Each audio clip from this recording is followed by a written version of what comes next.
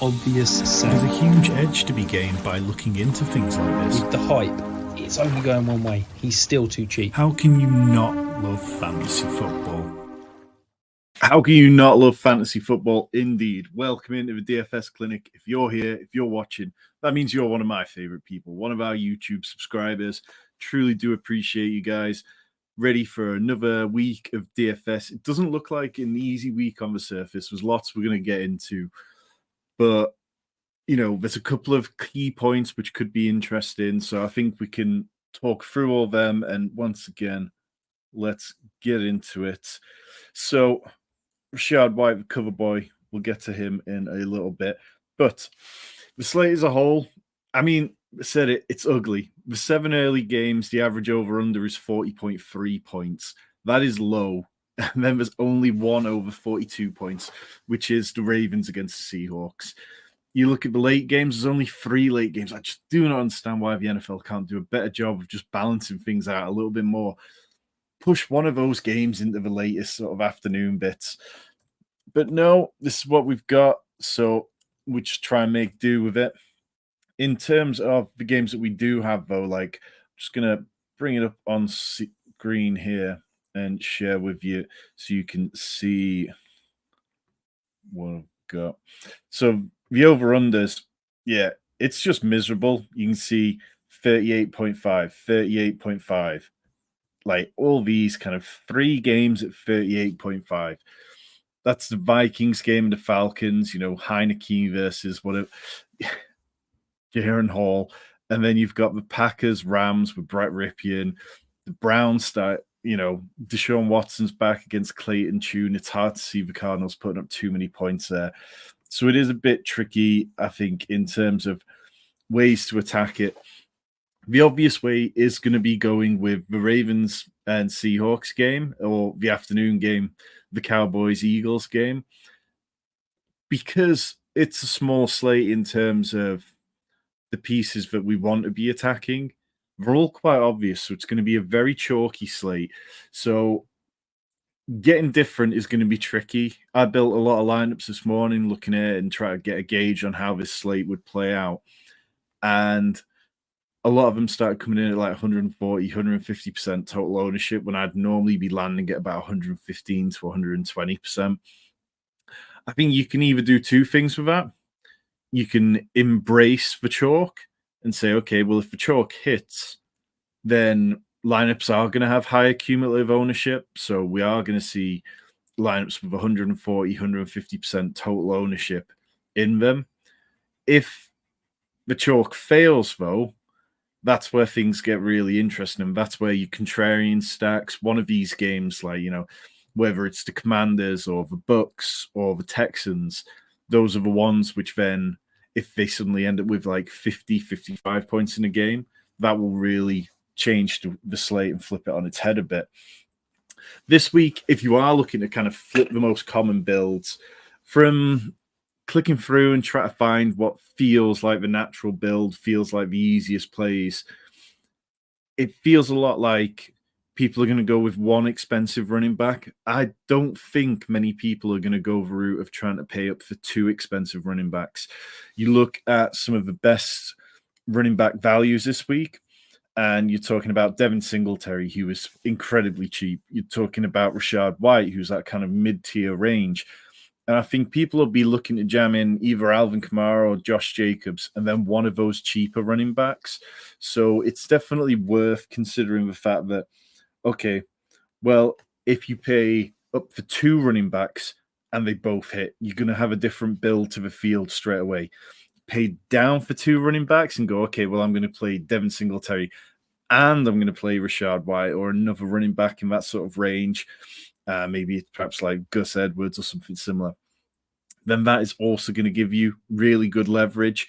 So a couple of obvious ways to flip the build slightly. Last time we had this kind of chalky, iffy slate where things were tricky. It turned out that some of the best teams that won contests that week were double tight end weeks. So I'm not averse to that one. I think I haven't found any double tight end teams that I like yet, but I'm not ruling it out. This is one of the more optimal builds that I kind of put together. You can see down at the bottom, total P own means total product ownership, 155%. So this is me just clicking what felt kind of like easy clicks. You can see it's Jalen Hurts, AJ Brown in there, Demario Douglas, who's going to be probably 30% rostered, but we'll get to good chalk in a minute. And you see, I mean, that's a decent looking lineup. The Sims liked it, thought it'd cash at a decent level, but of course, what we're looking for is ways to gain leverage on the field. For anyone unfamiliar, when I say late swapping, just talking about like if your lineup's crushing, so you can swap into the chalk. So let's say you had a CJ Stroud stack that absolutely lit it up in the early games, and you were going to play CD Lamb in the afternoon games. Don't be afraid to swap onto AJ Brown, who's a more chalky play, because it might just, you're not going to lose spots as easily as you would if you needed to make up ground. Even it's much harder to make up ground than it is to sort of stay where you are. And if your lineup's failing, let's say that you had a Raven stack in the early game and it kind of really was miserable, then that's time to look at players like Michael Gallup, things like that, or Dallas Goedert, who's not going to be rostered that much, and put them into your lineup in the aim of gaining leverage and just trying to pull yourself into the green and make some money, even if it is only in min cash. Good chalk, bad chalk. Alvin Kamara, 30% owned. I mean, he's the cover boy of various bits of rope this week. It's one of the safest starts in my FantasyPros article. In the DFS article, he was one of the first names that I put down. I just think the matchup for him is too good. There's a chance, yes, that he doesn't see 8.8 targets per game like he's been averaging, because the Bears might not be pushing the Saints in the same way as they have been pushed over the last few weeks. But the game against the Patriots, they weren't pushing him, and Kamara absolutely got there. I think Kamara is probably the most functional part of the Saints offense right now, and I'd be surprised if it went away from him. Demario Douglas at 30%. It's not quite the minimum at 4K. You can get, Wan'Dale Robinson's down at 3.5K, and I don't even particularly mind that play. But Demario Douglas, the Patriots really don't have a lot left over at the minute. I think you look at what Douglas has done over the last couple of weeks. He's had 13 targets in 2 games, playing ahead of Juju Smith-Schuster.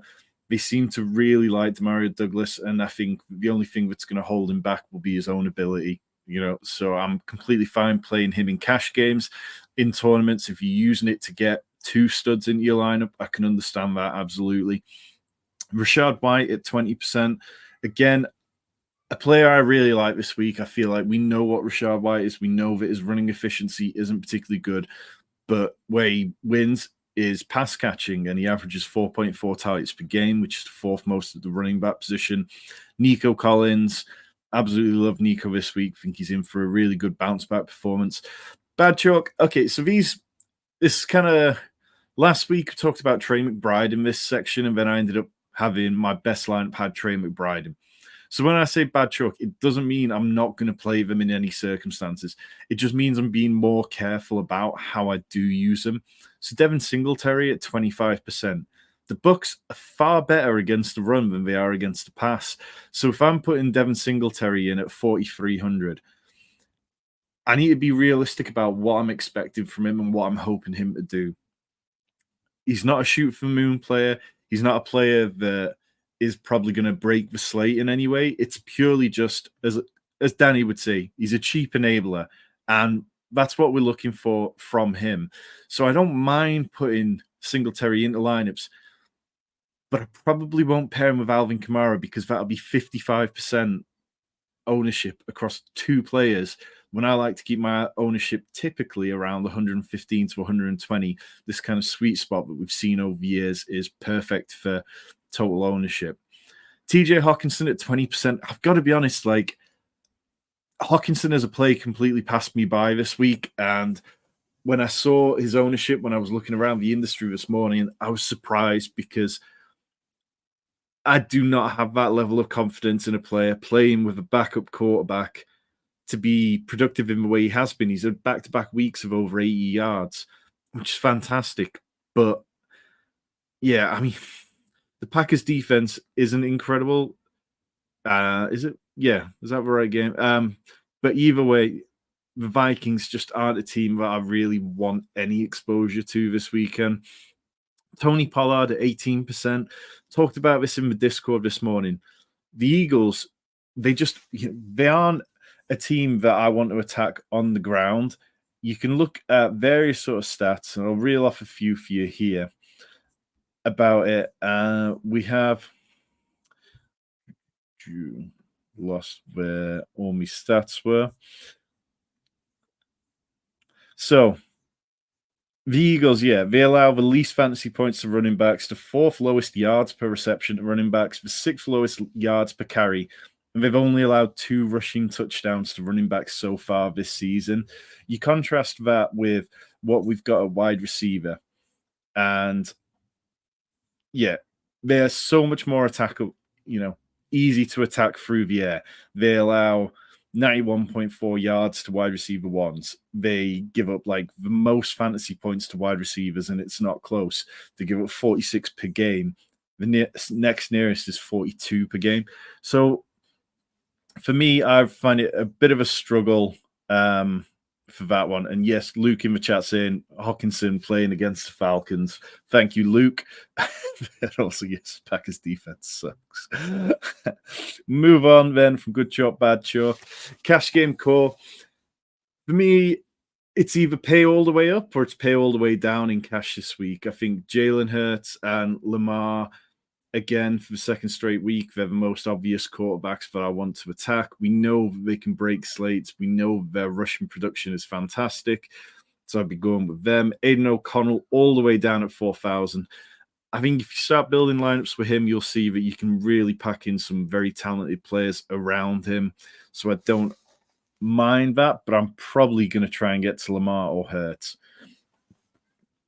At running back, Alvin Kamara, no need to talk about him any more than we have. Jonathan Taylor, 6,400. Talked about him in the Discord write-up, but I thought that he was going to be fantastic this weekend, and I still do. The Panthers allow the second most fantasy points to running backs, give up a league-high 1.7 running back touchdowns per game. No other teams over 1.4. So even if Zach Moss plays, I still feel like Jonathan Taylor can have a good week this week. Rashad White, talked about him plenty, and Singletary. So yeah, like I said, I feel like Devin Singletary is verging on bad chalk, but in cash, I sometimes lean into the bad chalk. It's a lot easier to overcome one player having a stinker, particularly when they're a bargain, than it is in tournaments. Wide receiver.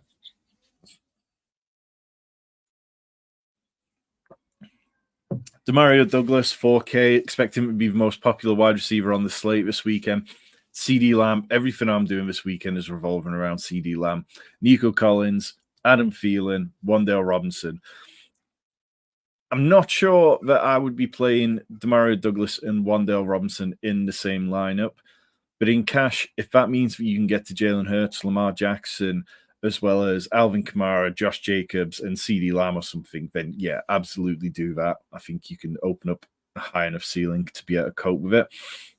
Tight end, it's not a pretty week at all. I don't think I really want to play Mark Andrews in cash games because just a little bit wary that he is the most reliant tight end on touchdown scoring so far this year. He does lead the position with 6, but if he doesn't score a touchdown, it could be sort of 9 points, which isn't enough to justify his 6K cost. Instead, we've got 3 bargains with Ferguson, Logan Thomas, and Dalton Schultz.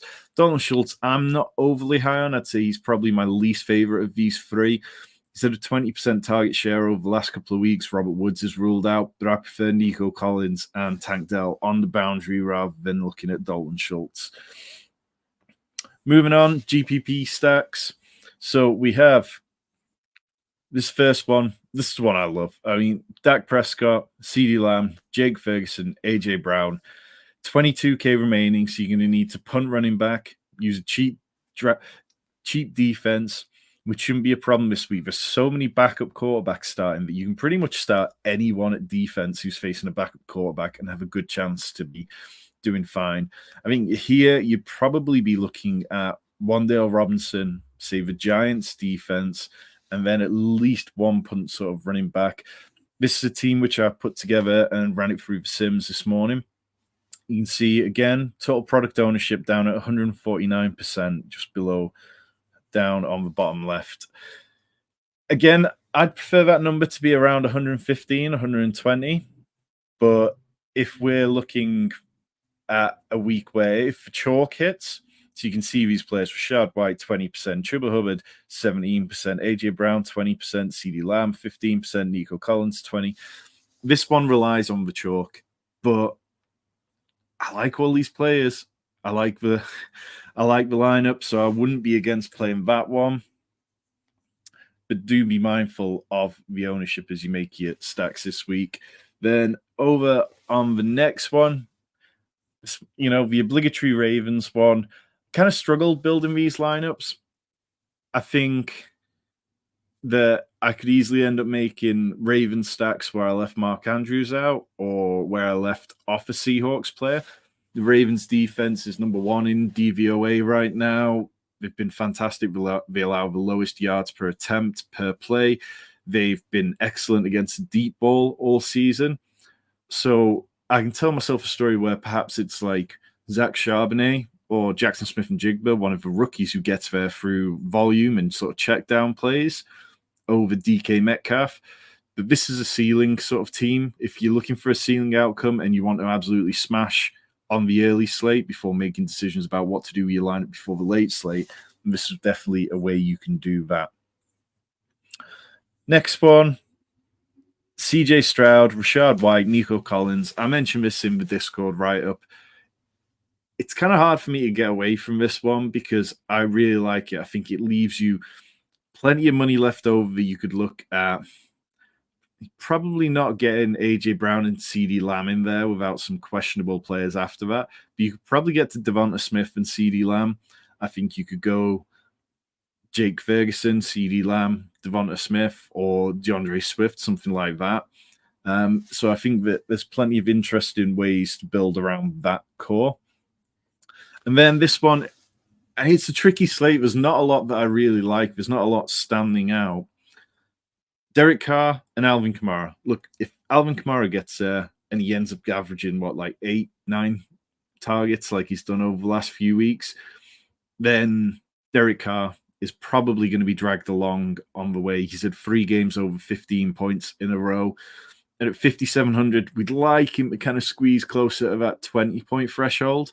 But again, at 5,700 as a quarterback, that's not a bad price point. We can make use of that, and I don't feel too bad about that at all.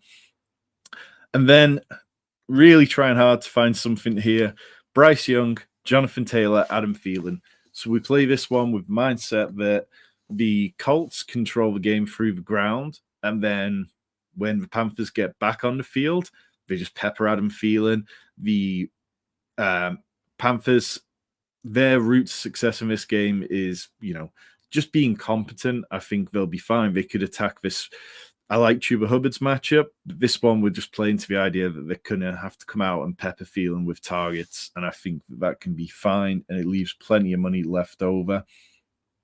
You can see, again, this is just a dummy lineup. I dropped into the solver to see how it did. The ROI number, return on investment, 0.49, isn't particularly great, but the cash rate's solid. You can see the ceiling number, 239. That's the kind of number which would win tournaments. And in terms of this one, there's slightly more low-owned players in it. So even though we're at 144% total ownership, you got Brandon Cooks at 2.4%, Logan Thomas under 10%, which correlates with Demario Douglas. And then we've got Bryce Young at 5%. So even though we've got chalk, we've got 3 players sub 10%, which can give us some leverage if they hit. And overall, there's a bit of correlation, works nice enough based on what I'm looking for this weekend. So I don't hate that at all. What I would say is this feels like a very fragile slate. I think normally I'm quite confident in cash lineup builds very early on in the week, or this week I'm not. And I think that it's a good week that if you feel like you don't have a good feel for it, don't enter your usual amount of volume. just rein it back a bit. I feel like this is a better week for tournament plays than it is for cash game plays. But yeah, hit me with questions. I'm going to be around tomorrow afternoon. I'll have some patchy signal, but tomorrow morning, rest of today, I'll be around. Happy to run anything through the solver and show you what it's spitting out over there. And tag me in the Discord if you don't get an answer within an hour or so. We'll speak soon.